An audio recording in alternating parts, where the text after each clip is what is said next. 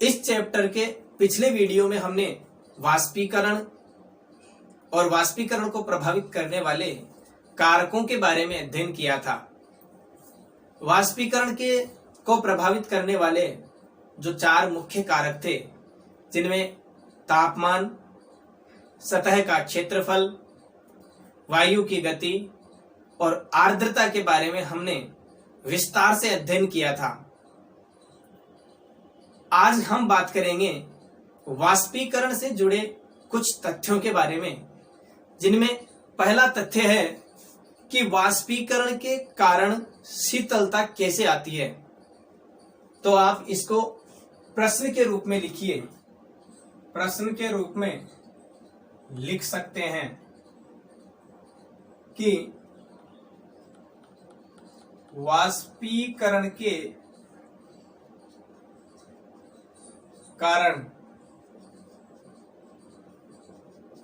शीतलता कैसे होती है, या वाष्पीकरण के कारण या वाष्पीकरण के दौरान शीतलता कैसे अनुभव होती है। तो इसे समझने के लिए हम देखते हैं आगे कि जैसे कोई खुला बर्तन है,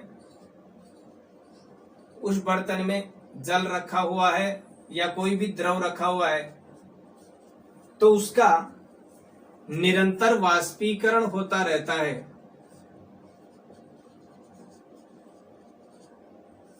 निरंतर क्या होता है? वाष्पीकरण होता रहता है।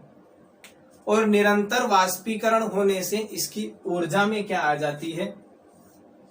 कमी आ जाती है। ऊर्जा में क्या आ जाती है? कमी आ जाती है। और इस ऊर्जा की कमी को पूरा करने के लिए ये जो द्रव है क्या करता है? आस पास से ऊर्जा का अवशोषण करता है। आसपास से ऊर्जा का अवशोषण करेगा, जिससे हमें शीतलता का अनुभव होगा। देखिए, वाष्पीकरण के कारण शीतलता कैसे उत्पन्न होती है या कैसे महसूस होती है। तो खुले बर्तन में हम जल या कोई द्रव रखेंगे तो वो क्या करेंगे? निरंतर उनका वाष्पीकरण होगा और वाष्पीकरण के कारण ऊर्जा की कमी हो जाएगी। इस ऊर्जा की कमी को पूरा करने के लिए पदार्थ के जो कण हैं क्या करेंगे? आसपास से ऊर्जा का अवशोषण करेंगे और ऊर्जा का अवशोषण करने के कारण ही शीतलता का अनुभव होता है। एक और उदाहरण हम लें कि वाष्पीकरण के कारण शीतलता कैसे अनुभव होती है। तो उसके लिए हम ले सकते हैं, जैसे एसीटोन है।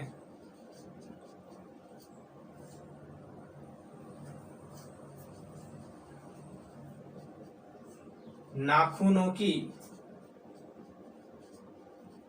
पॉलिश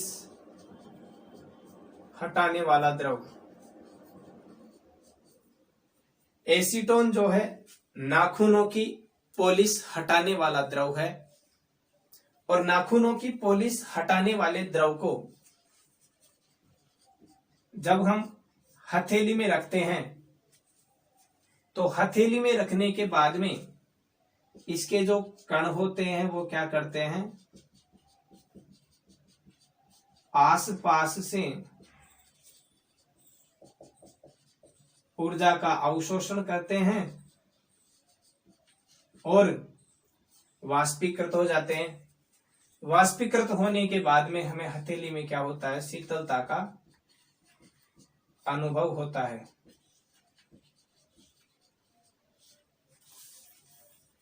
एसीटोन जो है नाखूनों की पॉलिश हटाने वाला द्रव, जब हम इसको हथेली में लेते हैं तो इसके कण आसपास से क्या करते हैं? ऊर्जा का अवशोषण करते हैं और ऊर्जा का अवशोषण करके ये क्या होते हैं, वाष्पीकृत हो जाते हैं।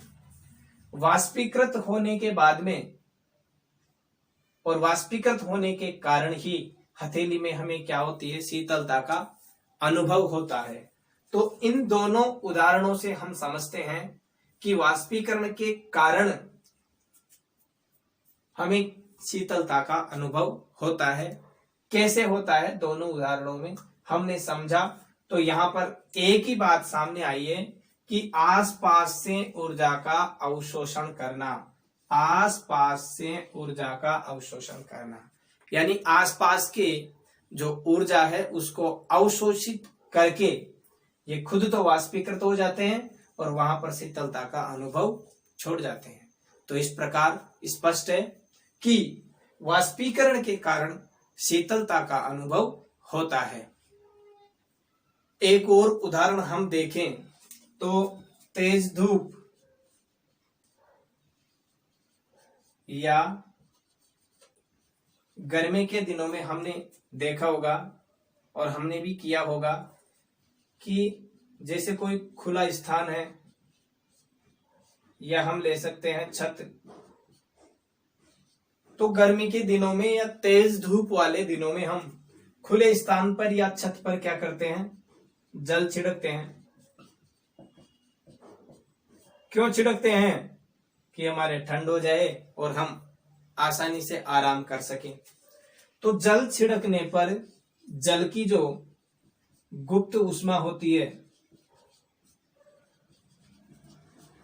वह क्या करती है, वहां पर शीतलता उत्पन्न करती है।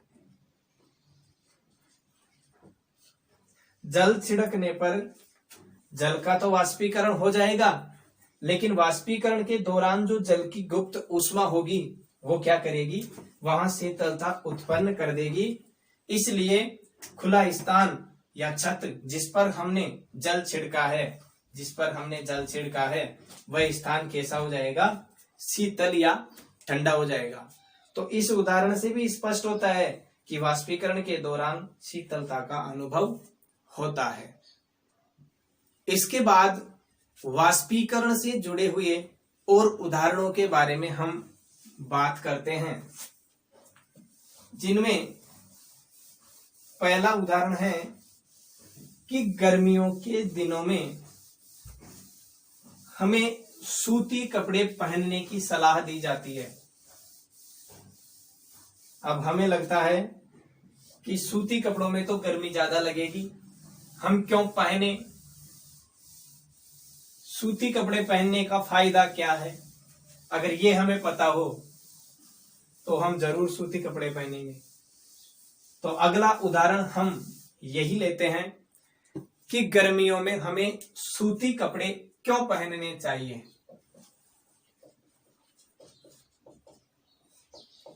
गर्मियों में हमें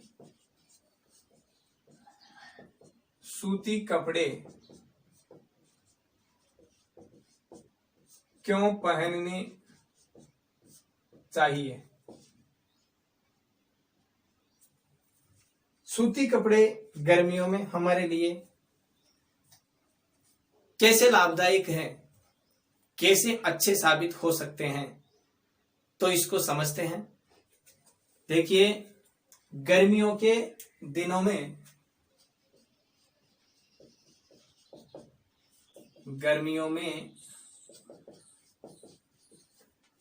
शारीरिक परिश्रम के दौरान हमें क्या करते हैं, पसीना ज्यादा आता है, पसीना अधिक आता है। गर्मियों में शारीरिक परिश्रम के दौरान पसीना अधिक आता है और इस अधिक पसीने के कारण शीतलता का अनुभव होता है। अभी शीतलता का अनुभव कैसे होता है, क्यों होता है, इसका कारण जानेंगे। तो वाष्पीकरण के दौरान जो द्रव की सतह के कण हैं, भाई शीतलता का अनुभव कैसे हुआ, जैसे पसीने का क्या होगा, वाष्पीकरण होगा। और वाष्पीकरण के दौरान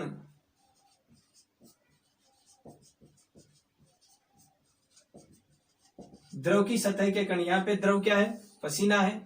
तो वाष्पीकरण के दौरान द्रव की सतह के कण जो हैं आसपास या हमारे शरीर से ऊर्जा का क्या करते हैं, अवशोषण करते हैं। और ये जो ऊर्जा होती है वो कितनी होती है, गुप्त ऊष्मा के बराबर।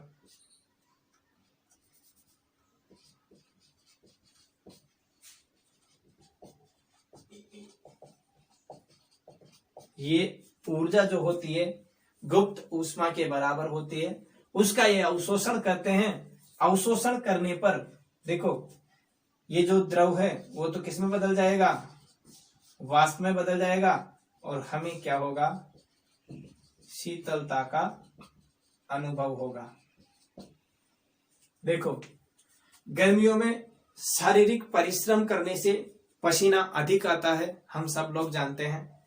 पसीना अधिक आने से शीतलता का अनुभव होता है, यहां तक बात ठीक है। लेकिन शीतलता का अनुभव कैसे होता है, इसकी प्रोसेसिंग क्या है। तो पिछले जो 2-3 उदाहरण हमने लिए थे उनमें भी यही था कि वाष्पीकरण के दौरान शीतलता का अनुभव हो रहा था। कैसे हो रहा था कि वो क्या कर रहे थे, आसपास से ऊर्जा का अवशोषण करके खुद वाष्पीकृत हो रहे थे, इसलिए शीतलता का अनुभव हो रहा था। तो पसीना जो है वाष्पीकरण के दौरान, देखो पसीना वाष्पीकरण के दौरान वाष्प में परिवर्तित होगा। पसीना जो है इसकी द्रव की सतह के जो कण होते हैं, द्रव की सतह, द्रव कौन है यहाँ पे, द्रव पसीना है। तो द्रव की सतह के जो कण होंगे वह आसपास से या हमारे शरीर से, दोनों से, या तो आसपास से भी कर सकते हैं और हमारे शरीर से तो करेंगे ही, क्योंकि हमारे शरीर में तो क्या है, पसीना है। तो हमारे शरीर से ऊर्जा का अवशोषण करते हैं। अब वो ऊर्जा कितनी होती है जिसका वो अवशोषण करते हैं, इसकी गुप्त ऊष्मा के बराबर होती है। अब आप पूछोगे शरीर गुप्त ऊष्मा क्या है, तो इसके बारे में हमने पिछले वीडियो में बता दिया है, आप वहां उनको देखिए।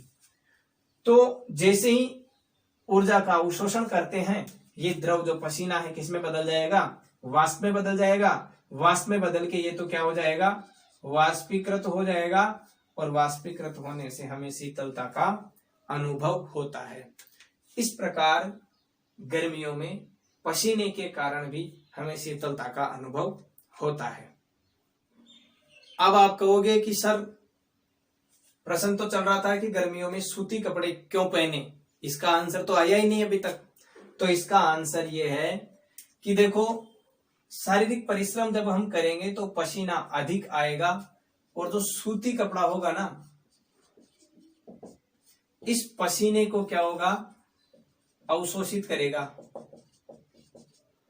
पसीने को अवशोषित करके, और ये सूती कपड़ा सीधा वाष्पीकरण के द्वारा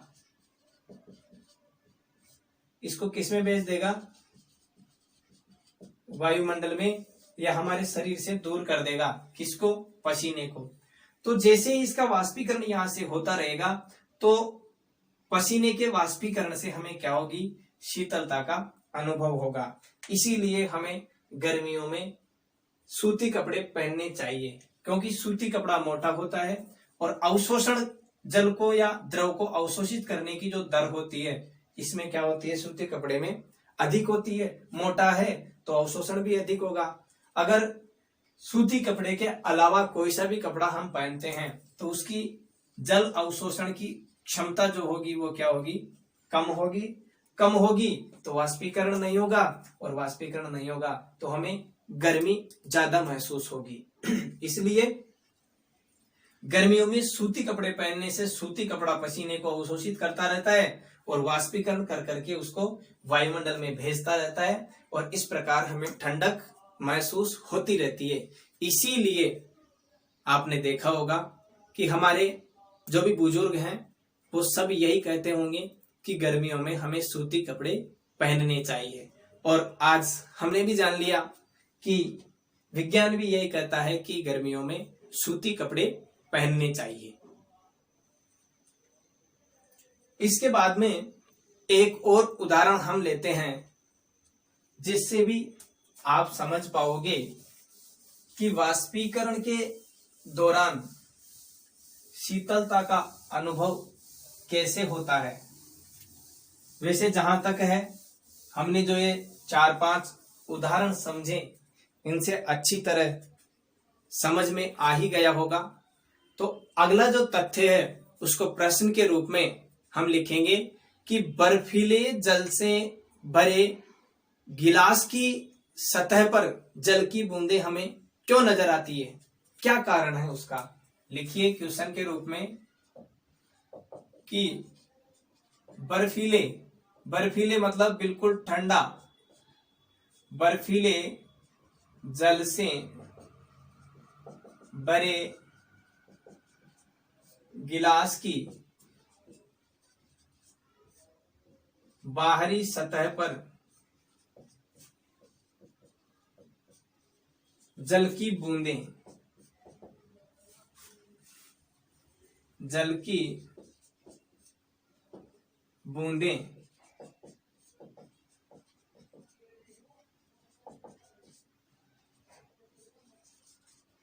क्यों नजर आती है, क्या कारण है इसका कि बाहर जल की बूंदें नजर आती है। जब हमारे घर पे कोई गेस्ट आए होंगे तो हमने रेफ्रिजरेटर से ठंडा पानी निकाल के स्टील के गिलास में डाल करके और हमने गेस्ट के सामने रख दिया।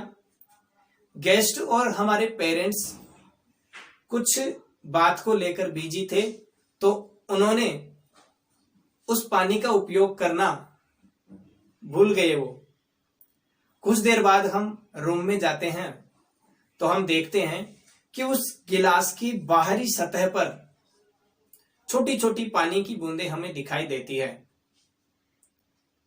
तो जब हम छोटे थे तो तब हम यही सोचते थे कि पानी ज्यादा ठंडा होने के कारण गिलास के अंदर से बाहर निकल गया। क्या ये सच है? नहीं स्टूडेंट्स, ये बिल्कुल 100% गलत है। वह जल गिलास के अंदर से नहीं आया है। तो फिर ये कहां से आया है, इसके बारे में बात करेंगे। किस प्रकार ठंडे पानी के गिलास के बाहर जल वाष्प की बूंदें हमें दिखाई देती है उसको हम देखते हैं। कि जैसे मान लीजिए ये हमने गिलास लिया और इसमें बिल्कुल ठंडा पानी भरा हुआ है।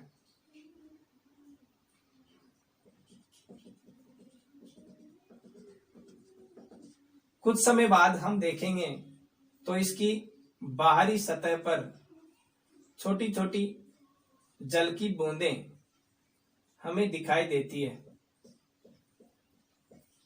जहां तक इसकी सतह ठंडी होगी वहां तक। तो बर्तन या गिलास